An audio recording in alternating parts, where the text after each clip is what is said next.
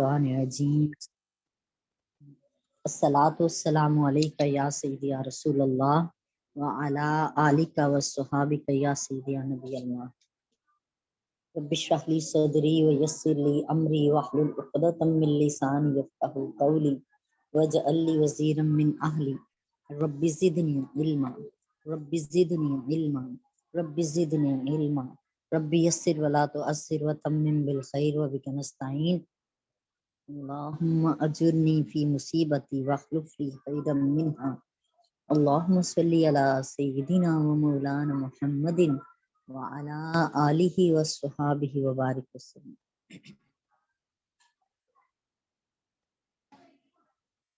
آج ہم نے سورہ نساء کی آیت نمبر 135 کرنی ہے جی۔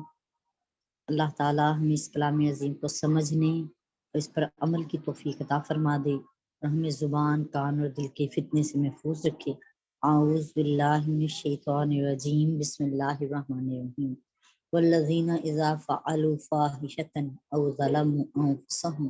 ذکروا اللہ فاستغفروا لذنوبهم ومن یغفر الذنوب الا اللہ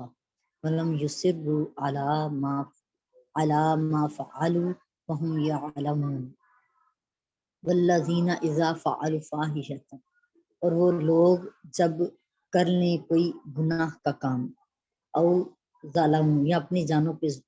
او ظالم یا ظلم کر بیٹھے، انفسہم اپنی جانوں پر، ذکر اللہ وہ اللہ کو یاد کر لیں، فاستغفروا لذنوبہم اور اپنے گناہوں کی معافی مانگیں، ومن یغفر الذنوب اور کون بخشتا ہے گناہوں کو، الا اللہ اللہ کی ذات کے سوا، ولم یصروا اور جس نے اصرار نہ کیا، علی ما فعلوا جو وہ کرتا تھا، اپنے کیے گئے عمل کو دوبارہ نہ دہرایا، وہم یعلمون جبکہ وہ جانتا بوجھتا ہو، یعنی جان بوجھ کر اگر کوئی اس گناہ کو دوبارہ نہ دہرائے تو اللہ تعالیٰ کے سوا کون اس کے گناہوں کو بخشنے والا ہے۔ اعوذ باللہ من الشیطان الرجیم، بسم اللہ الرحمن الرحیم۔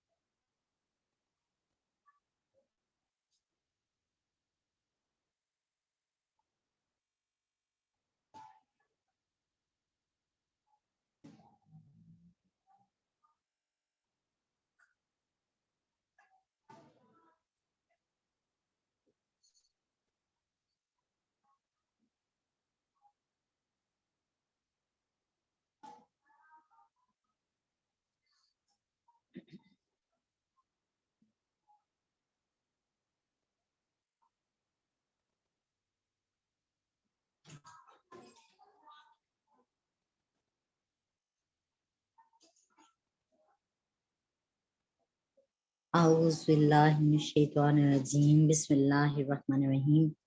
جی ہماری قرآن پاک کی آیت غلط کھل گئی تھی، دوبارہ سے سورہ نساء کی آیت کھلی ہے۔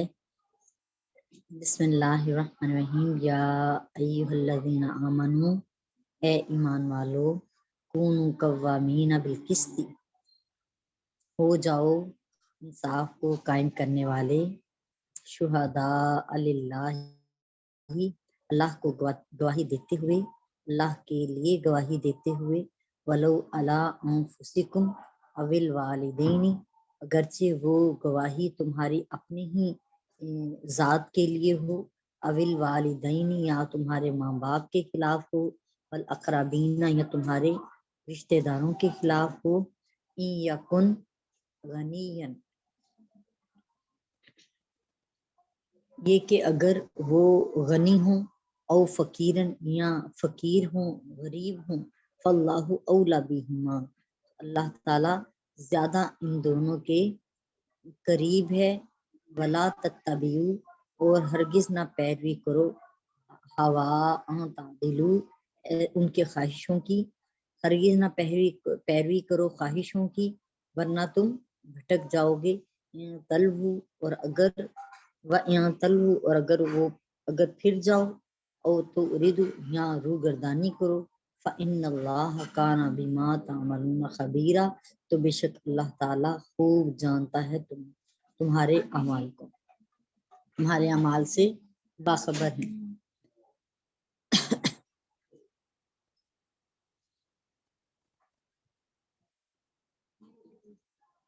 بسم اللہ الرحمن الرحیم۔ اے ایمان والو، انصاف پر مضبوطی سے قائم رہنے والے اور اللہ تعالیٰ کے لیے گواہی دینے والے بن جاؤ،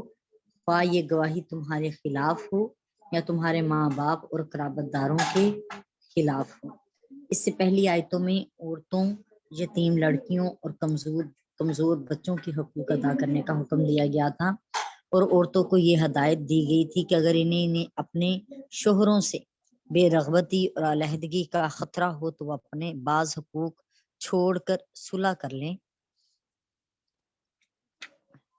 اور شوہروں کو حکم دیا تھا کہ وہ بیویوں کے ساتھ عدل اور انصاف کریں۔ غرض یہ کہ اس پورے رکوع میں آئلی اور خانگی معاملات میں عدل و انصاف کرنے کا حکم دیا گیا ہے، یعنی جو ازدواجی زندگی ہم گزارتے ہیں، ایک گھر کی اندر جو لائف ہے مرد اور عورت کے درمیان اور بچوں کے درمیان، اس کے حوالے سے ان معاملات میں بھی عدل و انصاف کرنے کا حکم دیا گیا ہے۔ اس آیت میں عمومی طور پر عدل و انصاف کرنے کا حکم ہے۔ دوسری وجہ یہ ہے کہ گزشتہ آیات میں حقوق العباد کو ادا کرنے کا حکم دیا گیا تھا، اور اس آیت میں اللہ تعالیٰ کے لیے گواہی دینے کا حکم فرما کر حقوق اللہ ادا کرنے کا حکم ہے۔ تیسری وجہ یہ ہے کہ اس سے جڑی ہوئی جو پہلی آیت تھی اس میں محض دنیا کو طلب کرنے کی مذمت کی گئی تھی، اور دنیا اور آخرت دونوں کو طلب کرنے کی ترغیب دی گئی۔ اس آیت میں بھی اس نہج پر فرمایا کہ تم اللہ کے لیے انصاف پر قائم رہو اور اللہ تعالیٰ کے لیے گواہی دو۔ خلاصہ یہ ہے کہ تمہارا ہر عمل اللہ کے لیے ہو، حتیٰ کہ ہر حرکت اور ہر سکون، ہر قول، ہر فعل اللہ تعالیٰ کے لیے ہو، اور یہی انسانیت کی معراج ہے۔ ورنہ محض پیٹ بھرنے کے لیے ہر جائز و ناجائز طریقے سے کھا لینا اور جس سے چاہے قضائے شہوت کر لینا ہی مقصود ہو تو پھر انسان میں اور جانوروں میں اور درندوں میں کیا فرق رہے گا؟ اس آیت میں اللہ تعالیٰ نے تمام مکلفین کو یہ حکم دیا ہے۔ مکلف اسے کہتے ہیں جو اس حکم کا ذمہ دار ہے، جس پر وہ حکم ڈالا گیا ہے، جس کی طرف یہ حکم بھیجا گیا ہے اور جس کو اس کا ذمہ دار بنایا گیا ہے۔ مکلفین کو یہ حکم دیا ہے کہ وہ عدل و انصاف کو قائم کرنے میں اور ظلم و ستم سے احتراز کرنے میں بہت مضبوطی اور بڑی مستعدی سے قائم رہیں، خواہ یہ شہادت، یہ گواہی خود ان کے اپنی ذات کے خلاف ہو یا ان کے آباء و اجداد کے خلاف ہو یا ان کے رشتہ داروں کے خلاف ہو، یا اپنے خلاف شہادت دینے کی دو تفسیریں ہیں۔ ایک یہ رائے ہے کہ وہ اپنے خلاف کسی کے حق کا اقرار کر لیں کہ ہاں مجھ سے یہ زیادتی ہوئی ہے۔ دوسری تفسیر یہ ہے کہ حق کو ثابت کرنے کے لیے اگر انہیں کسی طاقتور ظالم یا کسی مقتدر شخصیت کے خلاف بھی گواہی دینی پڑے تو اس سے دریغ نہ کرے، خواہ اس کے نتیجے میں انہیں اپنے والدین یا اپنے اقربا پر مظالم یا اذیتیں برداشت کرنی پڑے۔ کئی متوقع فوائد کو ہاتھ سے کھو کر نقصان اٹھانا پڑے تب بھی اس کو برداشت کرے۔ واضح رہے کہ والدین کے خلاف شہادت دینا ان کے ساتھ نیکی کرنے کے منافی نہیں ہے، بلکہ یہ بھی ان کے ساتھ نیکی ہے۔ اس آیت میں عدل و انصاف کے قائم کرنے کو ادائے شہادت پر مقدم رکھا گیا ہے، کیونکہ شہادت کے ذریعے دوسرے شخص سے فیصلہ کرایا جاتا ہے، اور عدل و انصاف اس سے خود کرنے کا حکم دیا ہے۔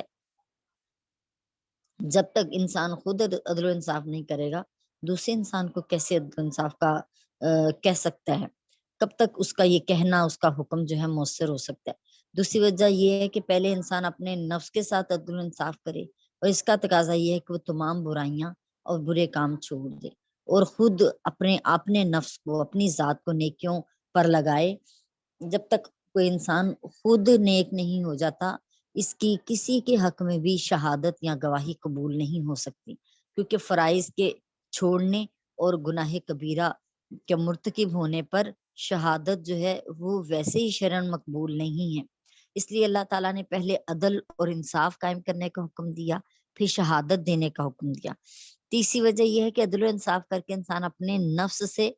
ضرر کو دور، یعنی نقصان جو ہمارے نفس کو نقصان پہنچ رہا ہے اس سے دور کر لیتا ہے، اور شہادت کے ذریعے دوسروں سے ضرر کو دور کرتا ہے، اور اپنے نفس سے اس ضرر کو دور کرنا اور دوسروں سے اس ضرر کو دور کرنے پر یہ زیادہ مقدم ہے کہ پہلے اپنے نفس کو بچائے، کہ اگر نفس کسی غلط راستے پہ چل رہا ہے تو اپنے آپ کو اس نقصان سے بچائے۔ چوتھی وجہ یہ ہے کہ عدل کرنا فعل ہے اور شہادت دینا قول ہے، فعل قول سے زیادہ قوی ہے۔ اللہ تعالیٰ نے بھی جو قول ہے اس کو مقدم ہی جانا ہے، جو قوی چیز ہے اس کو مقدم جانا گیا ہے۔ پھر فرمایا کہ معاملات فریق معاملہ جو ہے، خواہ امیر ہو یا غریب ہو، اس کا معنی یہ ہے کہ کسی امیر کی امارت کی وجہ سے اس کو رعایت نہ دی جائے اور اس کے خلاف شہادت دینے کو چھوڑا نہ جائے، اور نہ ہی کسی غریب کی غربت کی وجہ سے اس کے خلاف شہادت کو چھوڑنا مناسب ہے۔ یعنی نہ امیر کی امارت سے آپ متاثر ہوں اور اس کو گواہی، اس کے خلاف گواہی دینے سے احتراز کریں، یا پھر کسی غریب کی غربت کی وجہ سے اس پر رحم کھاتے ہوئے جو ہے نا اس کے خلاف گواہی نہ دیں۔ دونوں ہی درست نہیں ہے، بلکہ ان کے معاملے کو اللہ پر چھوڑ دیں، کیونکہ اللہ تعالیٰ بنسبت تمہارے، اللہ تعالیٰ ان کا زیادہ خیر خواہ ہے، اور اس کو علم ہے کہ ان کی اچھائیاں اور برائیاں کس چیز میں ہیں۔ اس کے بعد فرمایا لہٰذا تم خواہش کی پیروی کر کے حق سے روگردانی نہ کرو۔ انسان کئی مرتبہ عداوت یا دشمنی کی وجہ سے خواہش کی پیروی کرتا ہے۔ اللہ تعالیٰ فرماتے ہیں سورہ المائدہ کی آیت نمبر 8 میں،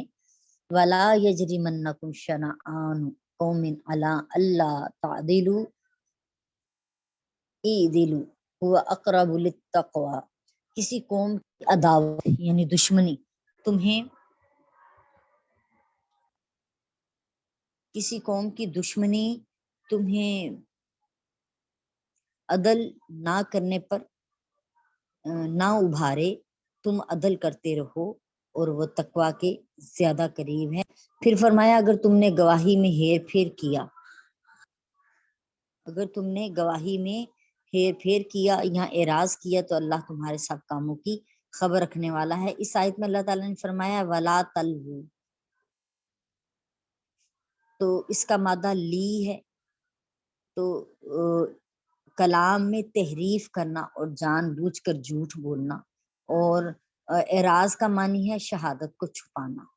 اس کو شہادت کو چھپانا یا پھر چھوڑ دینا، حق بات کا بیان نہ کرنا۔ اللہ تعالیٰ فرماتا ہے سورہ البقرہ کی آیت نمبر 283 میں، وَلَا تَكْتُمُوا الشَّهَادَةَ وَمَن يَكْتُمْهَا فَإِنَّهُ إِثْمٌ قَلْبُهُ، اور شہادت کو نہ چھپاؤ، جو شہادت کو چھپائے گا یہ اس کے دل کا گناہ ہوگا، یہ دل کا گنہگار ہے۔ امام مسلم بن حجاج کشیری رحمۃ اللہ علیہ روایت کرتے ہیں حضرت زید بن خالد سے،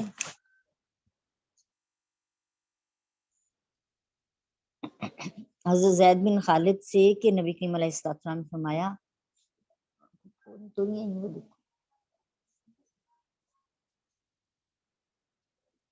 نبی کریم علیہ السلام نے فرمایا کیا میں تم کو بہترین گواہوں کی خبر نہ دوں؟ بہترین گواہ وہ ہے جو گواہی کو طلب کرنے سے پہلے گواہی کو پیش کر دے۔ اس حدیث کا معنی یہ ہے کہ ایک انسان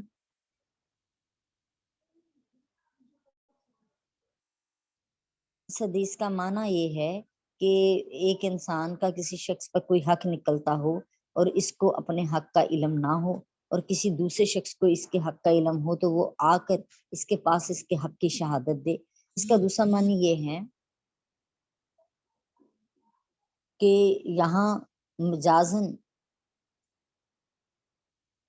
سرعت مانی لیا گیا ہے، یعنی جو شخص سوال کرنے کے فوراً بعد بغیر کسی وقفے کے شہادت دے دیں۔ اللہ تعالیٰ ارشاد فرماتے ہیں سورہ النساء کی آیت نمبر 136 میں، یا ایھا الذین آمنوا آمنوا باللہ ورسولہ والکتاب الذی نزل علی رسولہ والکتاب الذی انزل من قبل ومن یکفر باللہ وملائکتہ وکتبہ ورسلہ والیوم الآخر فقد ضل ضلالا بعیدا۔ یا ایھا الذین آمنوا، اے ایمان والو، آمینو، ایمان لے آؤ، باللہ اللہ پر، ورسولی اور اس کے رسول پر، والکتابی اور کتاب پر، الذی نزل علی رسولہ، وہ کتاب جو اس نے اپنے رسول پر نازل کی، والکتاب الذی، اس کتاب پر جو نازل کی گئی، انزل من قبل، جو آپ سے پہلے کتابیں نازل کی ہیں ان پر بھی، ومن یکفر باللہ، اور جو اللہ کا انکار کرے، وملائکتہ، اور اس کے فرشتوں کا انکار کرے، وکتبہ، اور اس کی کتابوں کا انکار کرے، ورسلہ، اور اس کے رسولوں کا انکار کرے، والیوم الآخر، اور آخرت کا انکار کرے، آخرت کے دن کا انکار کرے، فقد ضل ضلالا بعیدا، پس وہ گمراہ ہو کر دور کی گمراہی میں جا پڑا۔ اے ایمان والو، تم اللہ پر اور اس کے رسول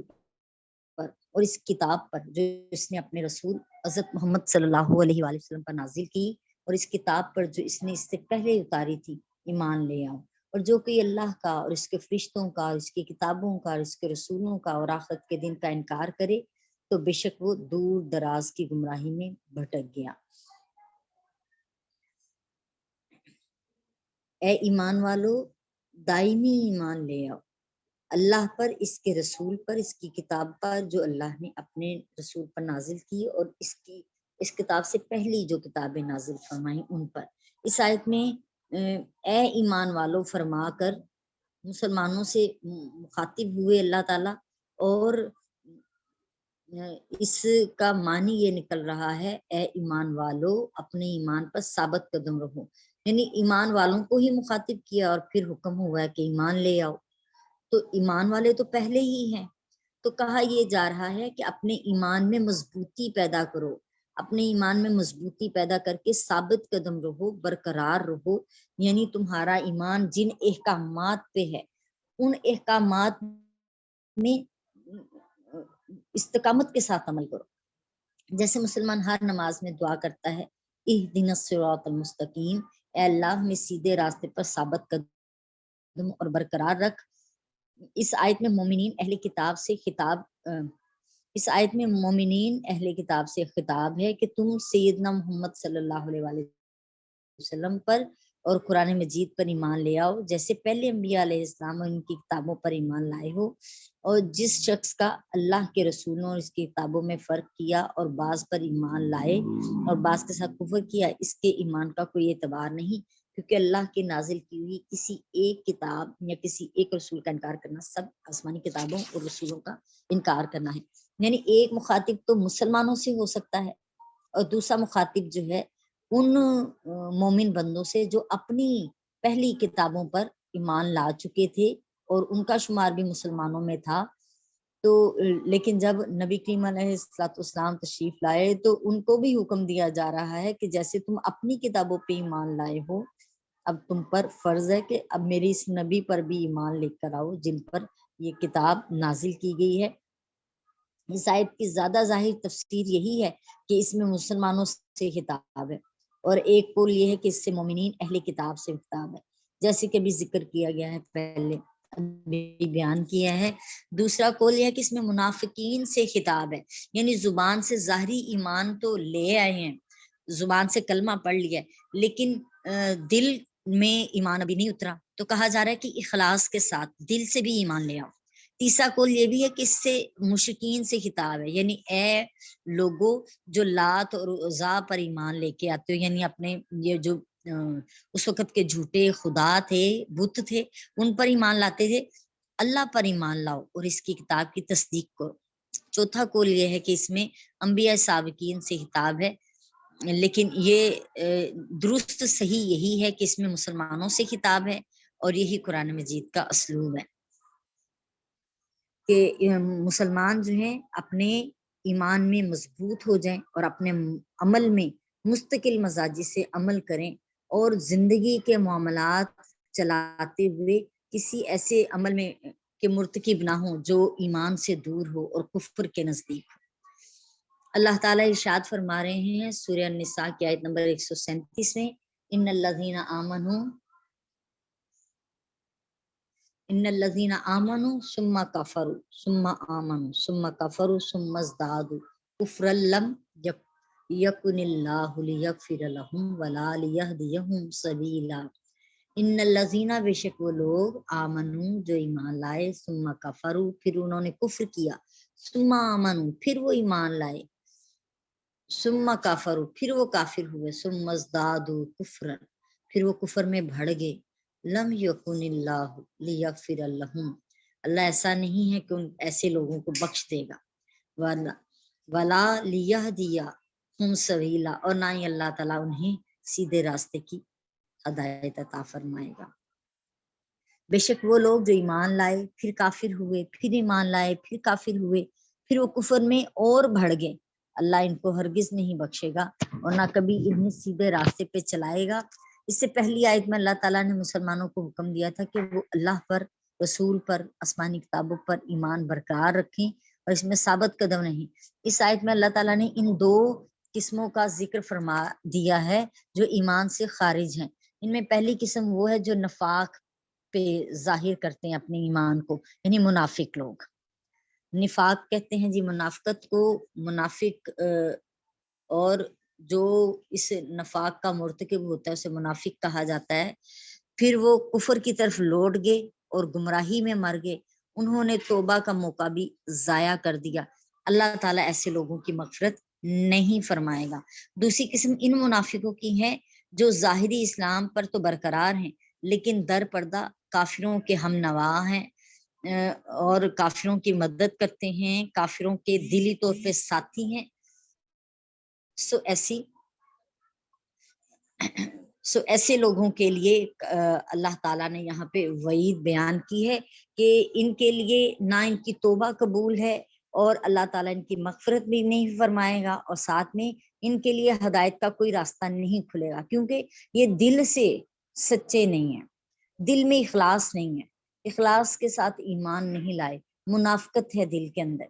अल्लाह ताला इरशाद फरमाते हैं सूरह निसा की आयत नंबर 138 में, बशिरिल मुनाफिकीना बि अन्ना लहुम अजाबन अलीमा,